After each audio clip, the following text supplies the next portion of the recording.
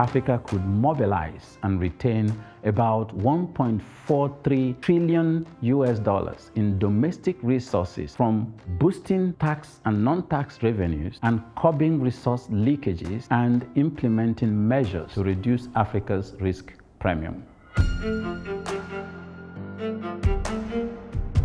Growth performance on the continent improved in 2024, but it remained fragile. Real GDP growth on the continent improved marginally from 2% in 2023 to 2.3% in 2024, supported by strong government spending and also strong private consumption. The growth uptick that we saw in 2024 is also reflected in 29 African countries, and in 10 of them, we saw that real GDP growth increased by more than 1 percentage point. This demonstrates the continued resilience of Africa's economies. This performance is encouraging, but Africa still lags other regions in GDP per capita growth rates, and hence youth unemployment and poverty persists.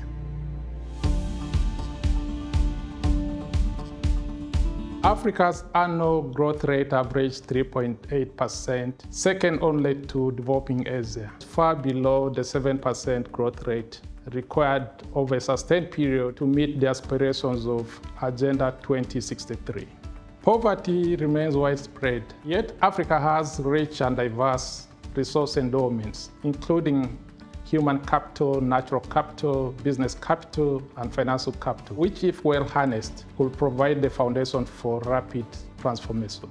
The central message in the chapter is that it's possible for Africa to develop with pride using its own domestic capital. So be accompanied by efficient use that closes loopholes, that promotes homegrown solutions. We show in the chapter Africa could mobilize an additional $469 billion annually. It is not just about raising money, it's also about how using it well. We need solid public financial management to make sure that every franc CFA, every CD or every Naira works for the people. It is very important for African government to rebuild the social contract with the citizens by making sure that tax resources are channeled into the provision of quality public services. And let's not forget our natural wealth. In the chapter, we show that natural capital accounting can allow African countries to better value the natural wealth and protect it for future generations. African national development banks and multinational development finance institutions could be a solid source of long-term financing for the continent towards Africa's domestic resource mobilization. Equally important is the stemming of illicit financial flows. Africa loses on average $90 billion to illicit financial flows annually. Mobilizing domestic resources in Africa, however, must be accompanied by efficient use.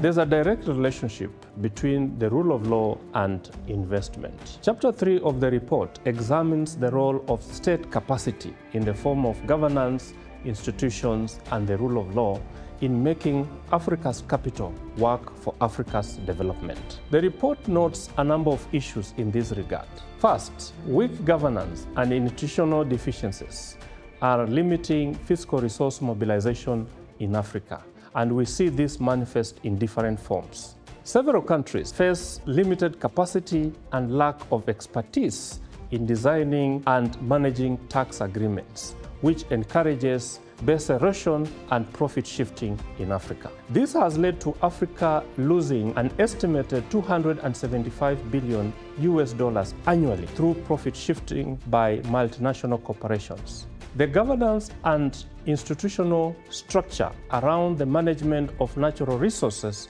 in Africa, a crucial element for supporting Africa's goal of achieving inclusive growth and sustainable development, is limiting.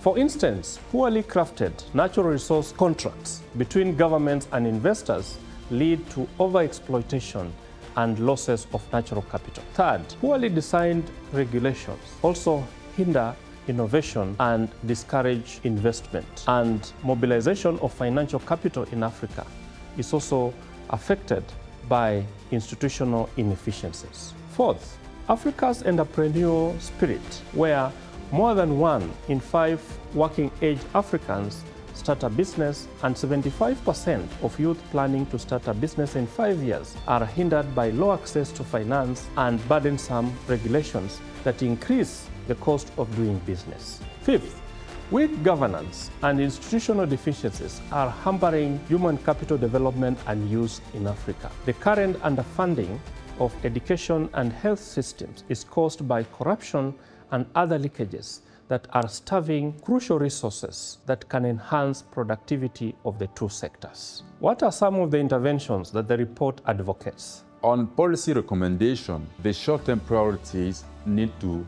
focus on restoring macroeconomic stability. African countries must invest in modernization of tax administration systems through digitization, as well as establishing specialized units that combat profit shifting by multinational corporations. These units should be capacitated and given the mandate to investigate profit shifting through tax evasion. There is need to enact mandatory public disclosure for all natural resource contracts and revenue payments to enhance transparency and accountability. And this calls for implementation of the common payment system through the Pan-African Payment and Settlement System that will facilitate payment in native currencies as well as enhance intra-Africa trade. African countries should invest in improving the quality of institutions as well as the rule of law, which are key ingredients to attract investment on the continent. Develop strategic and targeted investment in human capital, focusing on vocational training and governance to build capacity in Africa. We should also consider transitioning businesses from the informal to the formal sector in Africa. This could potentially help to generate an additional $125 billion worth of domestic resources annually. African countries should leverage on diaspora skills through structured skill-based migration partnerships to harness the diaspora. To make Africa's financial institutions work better for Africa's development, there is need for integration and consolidation of Africa's capital markets to broaden and deepen their capacity to achieve economies of scale and become globally competitive.